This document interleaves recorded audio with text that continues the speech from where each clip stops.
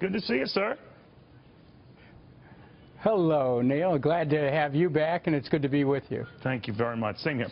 Real quickly on the Clinton thing and Citigroup and others now saying, you know what, her odds of winning this thing have just gone down a lot. Now, these guys could be completely wrong. They often are. But is she in trouble? Is this whole thing potentially imploding on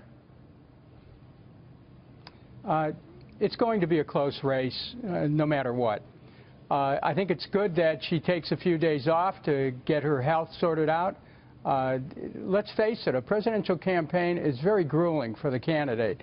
Having run a couple times, I can tell you that it does tax your health, and it can put you, wear you out. So but she came up with pneumonia. Do you believe what she'll recover.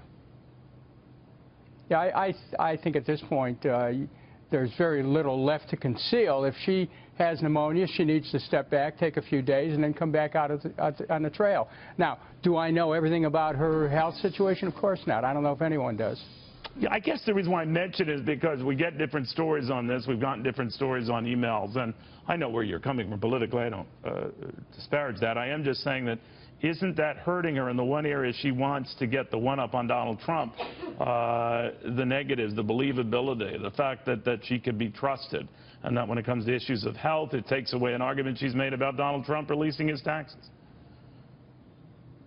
Well, it's been said before by a political analysis that you can cure pneumonia with antibiotics, but if there's a question about transparency, the voters will link that to other questions about transparency. And what if it's not pneumonia? What if emails. it's not pneumonia? I mean, there was confusion from the campaign as to whether it was pneumonia or heat exhaustion, and we get different stories. So you can't blame average folks who have no political bias one way or the other just being confused. Right? Well, that's true, but let's look at something that is also obvious.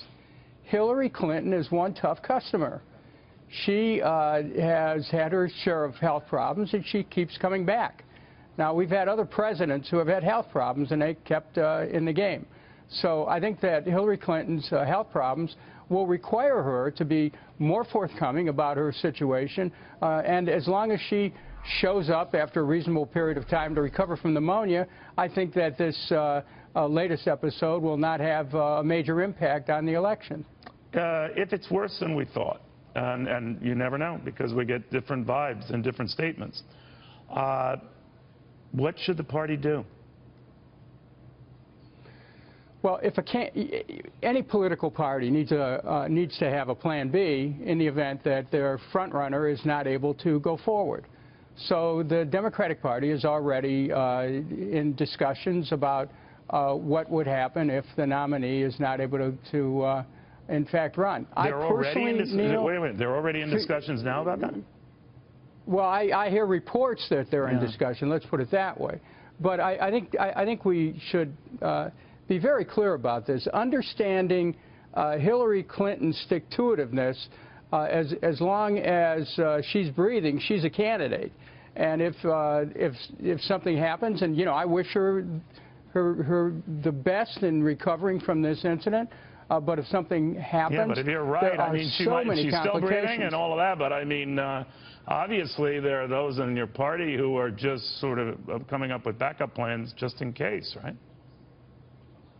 Well, you know what? If I was Donald Trump's campaign, I'd be very careful getting distracted by whatever's happening with Hillary Clinton. They better put together their own ball game to convince the voters why they should be given a chance to lead the country. Because frankly, the election's still far enough away that people now are willing to listen and look at Trump, but he shouldn't lose the opportunity to communicate to the American people what he would do if he were president. This is about more than Hillary Clinton.